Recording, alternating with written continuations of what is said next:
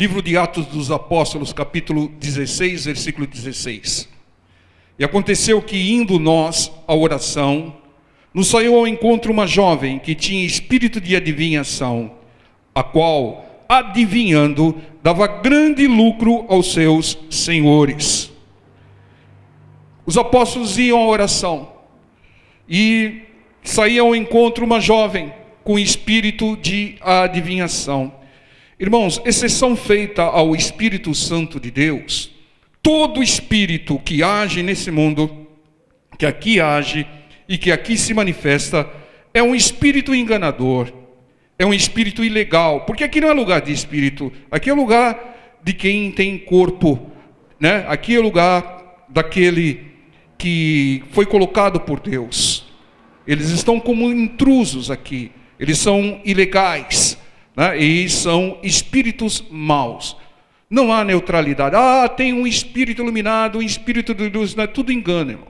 É tudo, vamos dizer, trazendo o português claro, é tudo demônio. O único espírito que vem de Deus é o Espírito Santo de Deus que habita em nós, está entre nós. Exceção feita ao Espírito Santo, os demais espíritos que se manifestam nesse mundo são intrusos, são ilegais, são enganadores, são espíritos mais. Então nunca se envolva com tais espíritos. O que você tem que fazer é aquilo que a palavra de Deus ensina que nós façamos: expulse-os em nome de Jesus e afaste-se deles. Mas infelizmente se afastar deles está cada vez mais difícil. Sabe por quê? Porque eles estão em todos os lugares, até na igreja. Até na igreja. Há igrejas com um espírito de adivinhação. E o objetivo desse espírito de adivinhação dentro da igreja é um só. O objetivo dele é um só. E nós vamos ver. Então, por que eles estão agindo dentro da igreja, o espírito de adivinhação? Porque ele sacia a necessidade de incrédulos. Pessoas que não creem nas promessas de Deus, elas querem saber o futuro. E elas procuram espíritos enganadores. Elas não creem nas promessas. O nosso futuro é o cumprimento das promessas de Deus. Então as pessoas que têm uma tendência aí do ser humano de saber o que vai acontecer amanhã, de saber o futuro, procuram espírito de adivinhação. Porque não creem nas promessas de Deus. Nós temos que demonstrar a nossa fé em Deus, crendo nas suas promessas, e jamais buscar saber de espíritos adivinhadores. Deus revela através da sua palavra, o Espírito Santo de Deus revela, e as promessas de Deus também revelam o que vai nos acontecer. Então quem busca saber o futuro através desses meios, não crê nas promessas de Deus. E aquele que não crê, o que acontece com ele, irmão? Ele não recebe. Aquele que não crê, não recebe. Entendam? Só há uma condição para que nós recebamos as bênçãos de Deus: é crer nas promessas, crer nas bênçãos, crer no poder de Deus, crer em Deus. E as pessoas que buscam espírito de adivinhação, não creem na promessa, não creem em Deus, e são facilmente manipulados, enganados pelo inimigo, revestido do tal espírito de adivinhação. Alguns chamam de revelação, né? De revelamentos, né? Nem revelação, revelamentos é o termo, né? O futuro de quem crê é o cumprimento das promessas de Deus. Então atente para isso. E veja, irmão, como o espírito de adivinhação, ele é ardiloso. No versículo 17 diz, essa jovem que tinha espírito de adivinhação, seguindo a Paulo e a nós, chamava dizendo: esses homens que nos anunciam o caminho da salvação são servos do Deus Altíssimo. O Espírito sabia que eram discípulos, que eram servos de Deus Altíssimo. Ele sabe, irmão. Esses tais espíritos sabem quem é servo de Deus, sabem quem crê em Deus, e sabem também quem não é servo de Deus e quem não crê em Deus. Por isso eles enganam facilmente aqueles que não creem em Deus. Entendam? E ele usa esse conhecimento porque ele conhece, ele sonda as pessoas, anda em derredor, né? Ele usa isso como arma. Porque o inimigo, ele não sabe o futuro, ele chuta o futuro. Ele pode até programar uma ação maligna sobre alguém e depois falar, vai acontecer uma desgraça. Ele está planejando uma desgraça, um mal qualquer, e fala, vai acontecer uma desgraça. Se a pessoa assumir que vai acontecer, acaba acontecendo. Mas se a pessoa repreender em nome de Jesus, não acontece. Porque eles não sabem, eles chutam o que vai acontecer. E tal espírito clamava. Por que clamava? Esses homens são assim, para demonstrar um certo conhecimento, né?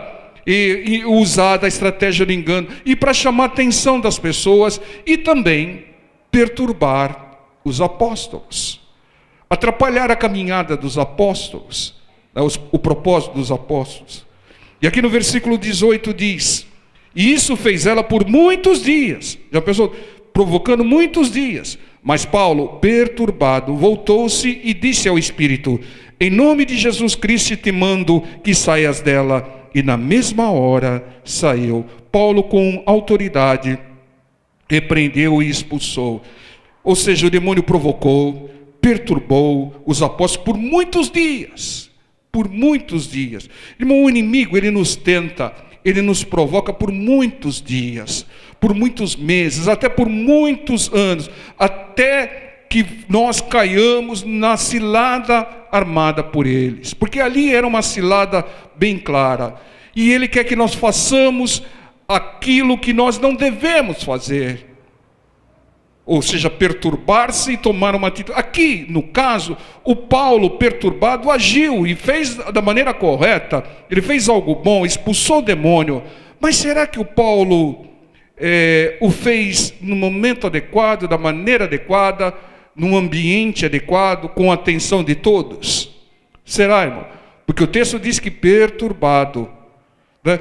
E por que não expulsou no primeiro dia, né? No momento que não tinha sido chamada a atenção, então, aí não haveria perturbação. Então, nós temos que expulsar demônios a qualquer hora, mas nós não devemos chamar a atenção de pessoas. Porque eu já ouvi muitos testemunhos de pessoas que não estavam preparadas para vir, ficaram chocados de ver parentes se manifestando e demônios sendo expulsos. Né? Então, tem que usar de sabedoria, né? Agir de uma maneira... Irmãos, nós não devemos expulsar demônios para nos exibir, ou para expor a pessoa, mas sim para libertar as pessoas. O propósito é libertar e não expor as pessoas, não se exibir. Está vendo? Não, olha aqui que eu estou fazendo com ele. Está vendo? Não é para exibir, irmão.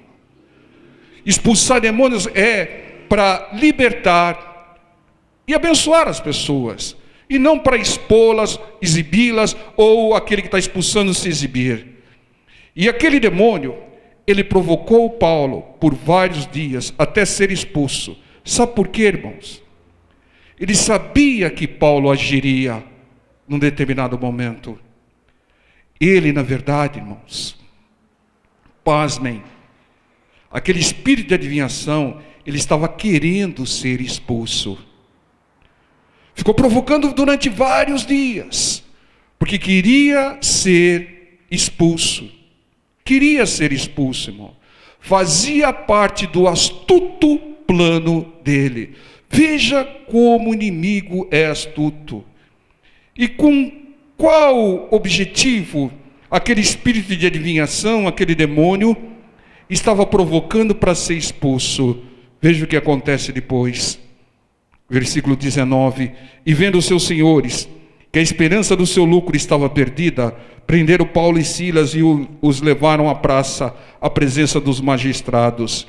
E apresentando-os aos magistrados, disseram: esses homens, sendo judeus, perturbaram a nossa cidade e nos expõem costumes que não nos é lícito receber nem praticar, visto que somos romanos. E a multidão se levantou unida contra eles, contra os apóstolos, e os magistrados, rasgando-lhes os vestidos, mandaram açoitá-los com varas. E havendo-lhes dado muitos açoites, os lançaram na prisão, mandando ao carcereiro que os guardasse com segurança, o qual, tendo recebido tal ordem, os lançou no cárcere interior e lhes segurou os pés no tronco. Está vendo, irmão? O objetivo daquele espírito de adivinhação, daquele demônio de adivinhação nunca foi dar lucro para alguém, porque dava lucro lá para o seu senhor. Não é, o objetivo do demônio não é dar lucro para ninguém, né? É colocar as pessoas na miséria, é roubar, matar e destruir, né? Ele usava lá, chutava o futuro, manipulava algumas situações, né? E dava lucro, mas o objetivo não era dar lucro. Qual é o objetivo do espírito de adivinhação? Qual o objetivo desse demônio enganador aqui, esse espírito enganador aqui? O objetivo do inimigo sempre vai ser, irmão, impedir a pregação da palavra de Deus. Sempre vai ser. E ele faz quase tudo para impedir a pregação da palavra de Deus. Ele coloca crendices, ele coloca modismos, ele coloca filosofias, ele coloca um monte de coisas, coloca espírito de adivinhação. Porque um lugar onde tem alguém com espírito de adivinhação, as pessoas não querem ouvir a palavra. Elas querem que o espírito de adivinhação mostre o futuro delas. Saber o futuro não salva ninguém. O que salva é a conversão através da pregação da palavra. Então, aquele espírito de adivinhação astuto e ardiloso planejou prender e matar os apóstolos. O que os apóstolos estavam fazendo? Pregando a palavra de Deus. E o objetivo desse espírito era impedir a pregação. Por isso ele provocou até ser expulso, os senhores perderam os lucros, os apóstolos serem presos, açoitados e serem colocados no cárcere. Como pregar dentro de um cárcere interior? A não ser para o carcereiro, para algumas pessoas lá. Mas o objetivo deles, eles foram lá para pregar a palavra. E o inimigo astutamente, se expondo como um boi de piranha, pedindo até, quase que pedindo para ser expulso, para que todos se levantassem contra os apóstolos, o prendessem e impedissem a pregação da palavra de Deus. Entendem, irmão? O inimigo ele tem um foco: roubar, matar e destruir. E para destruir, ele age para impedir a conversão. O que é a destruição? É tirar da pessoa a vida eterna, tirar da pessoa a salvação.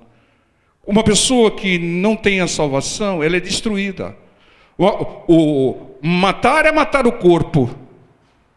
Mas matar o corpo não impede a salvação de ninguém. O que impede é impedir que a pessoa se converta ao Evangelho. Impedir que a pessoa ouça a palavra que traz a conversão. Entenda, irmãos, assim agiu o inimigo. O inimigo com o seu foco. Não, se esses apóstolos continuarem pregando aqui, esse pessoal vai se converter. Então tem que dar um jeito. Tem que dar um jeito de prendê-los, açoitá-los. Como fazer? O demônio foi provocando, até ser expulso. E aí eles foram em circunstância do lucro das pessoas, manipulados por outras pessoas, foram presos. E aí acabou a pregação. Então, irmão, o inimigo, ele age dessa maneira. Você veja, por exemplo, que quem prega filosofias, quem prega crendices e não prega a verdadeira palavra de Deus, não incomoda o inimigo. Porque filosofia alguma vai converter alguém. Crendices alguma vai converter alguém, né? Lugar onde que se diz casa de Deus e que não se prega a palavra de Deus, não é casa de Deus. Pode ser um clube, pode ser qualquer outra coisa, mas não é casa de Deus. Casa de Deus é o lugar de oração e de pregação da palavra. Então aquele que não prega a palavra, aquele que fica fazendo um monte de coisas que não é pregação da palavra, não incomoda o inimigo. O que incomoda o inimigo é aquele que está pregando, levando as pessoas ao arrependimento, levando as pessoas à conversão. E aí o inimigo faz tudo para eliminar tal pessoa. Ataca mesmo, irmão. O inimigo também não atira pedra em árvore seca, também não chuta cachorro morto. Não deixa ele lá pregando as filosofias, os desafios dele, porque não está pregando a palavra, não vai converter ninguém. Está usando a ganância das pessoas para que as pessoas prosperem e tal. mas não está convertendo ninguém. Vai dando corda, deixa lá. Depois a gente acaba com eles também. Mas aquele que está pregando a palavra, o inimigo fala, não, tem que parar esse. Eu tenho que colocá-lo na prisão. Eu tenho que açoitá-lo. Né? Eu tenho que impedir que ele continue pregando a palavra. Foi isso que aquele espírito de adivinhação fez, irmão. E eu volto a repetir. Lugar onde tem um espírito de adivinhação, aquela pessoa, a irmãzinha revela, o irmãozinho revela, irmão. Ninguém quer saber da palavra. Ele está atrapalhando a pregação da palavra, irmãos. A palavra que salva, a palavra verdadeira. Aquele que prega a palavra verdadeira irrita o inimigo. E o inimigo age duro e astutamente para impedir. Você quer ver um exemplo? Outro exemplo em Atos 5,17. E levantando-se o sumo sacerdote e todos os que estavam com ele, e eram eles da seita dos saduceus, encheram-se de inveja e lançaram mão dos apóstolos de novo. Mas aqui eram outros apóstolos. Aqui era Pedro e João. E os puseram na prisão pública. Está vendo, irmãos? De novo o inimigo usando aqui os sacerdotes aqui da seita dos saduceus, prenderam os apóstolos Pedro e João, no caso, e puseram na prisão pública. Porque na prisão vai pregar só para quem estiver do lado ali. E se tiver uma prisão isolada, para quem? Né? Mas de noite, um anjo do Senhor abriu as portas da prisão e, tirando-os para fora, disse: Ide, apresentai-vos no templo e dizei ao povo todas as palavras desta vida. Pedro e João foram presos porque pregavam a palavra de Deus. Mas Deus, como agiu no caso de Paulo e Silas, que nós vimos agora, que Deus agiu e libertou-os daquela prisão, fazendo um terremoto, para que eles saíssem e continuassem pregando. Aqui Deus agiu da mesma maneira. Então Deus enviou um anjo para libertá-los, para que eles continuassem pregando. Não libertou Pedro e João, falou, não, sai daqui, vai para lugar distante, descansa um pouco lá. Não, Deus os libertou para quê? Para que eles continuassem pregando. Irmãos, Deus nos livra, Deus faz quase tudo para que nós preguemos a palavra verdadeira. Se você quer a ação de Deus na sua vida, pregue a palavra. O inimigo vai se levantar contra você, o inimigo vai tentar te açoitar, te colocar na prisão, mas Deus vai te livrar, porque Deus quer que você continue pregando a palavra da verdade.